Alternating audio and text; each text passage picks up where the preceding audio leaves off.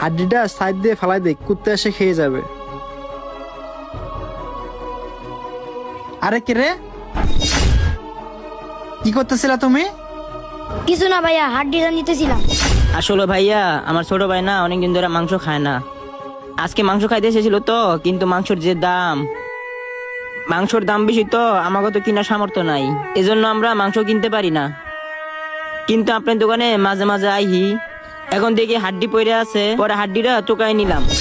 আর সেই হাড্ডির উপরে একটু একটু মাংস থাকে, তাই হাড্ডিটা আমরা টোকাই নিছি।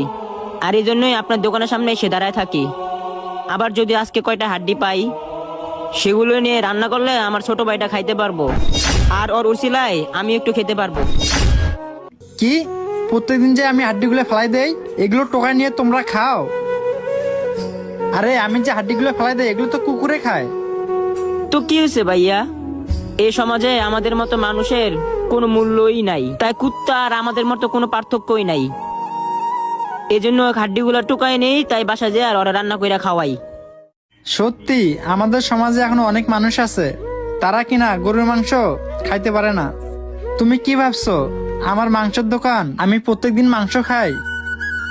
না ছোট ভাই, আমিও অনেকদিন ধরে মাংস খাই না। আমি পরের দোকানে কাজ করি, আমি মাংস খাবো কোত্থেকে, আর মাংস পাবো কোথায়? আমিও অনেকদিন ধরে মাংস খাই না। তোমার কথাটা শুনে না আমার ভিতরটা না কাঁপে উঠছে। ভাইজান আমরা তো রাস্তায় টুকাই ভিক্ষা করে খাই, আর আপনি এই দোকানে কাজ করেও মাংস খাইতে পারেন না। আর আপনার তো আমাদের থেকে আরো কষ্ট অনেক বেশি, কারণ আমরা তো মাংস চোখেই দেখি না, আর আপনি সারাদিন মাংস হাতায়ও আপনি খেতে পারেন না। কি বলবো ভাইজান, আমার তো বলার মতো কোনো ভাষাই নাই। দেখেন ভাইজান, আপনার লেগে না আমার অনেক খারাপ লাগতাছে। দেখো ভাইয়া, তুমিও গরিব মানুষ আমিও গরিব মানুষ, তাই আমার লাগে তোমার দুঃখ হইতেছে। কিন্তু আমাদের সমাজে যারা বড় লোক আছে তাদের আমাদের লাগিয়া তাদের অন্তরে তিল পরিমাণ মায়া দেওয়া নাই। ভাইজান আপনি ঠিকই কইছেন। তো ভাইজান আপনাকে আমি একটা কথা বলতে চাইতেছি, আপনি কি কথাটা কি রাখবেন? আচ্ছা ভাইয়া, কি বলবা বলো।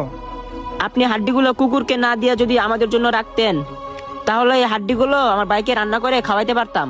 আমার এতিম ভাইটার অনেক আশা, সে মাংস খাবে। আর যদি ভাই আমার সামর্থ্য থাকতো, তাহলে আমি গোশত কিনে নিয়ে আমি আপনাকে খাওয়াইতাম। ছোট ভাই, আল্লাহর দোহাই লাগে, এগুলো কথা আর বইলো না। তোমার কথাগুলো শুনে না আমার ভিতরটা জ্বললে পুরা ছাই হয়ে যাইতেছে। ভাইয়া 1 মিনিট দাঁড়াও, তোমার ছোট ভাই মাংস খাবে না? এই নাও ভাইয়া, এইখানে আমি বাসায় নেওয়ার জন্য একটু মাংস রাখছিলাম।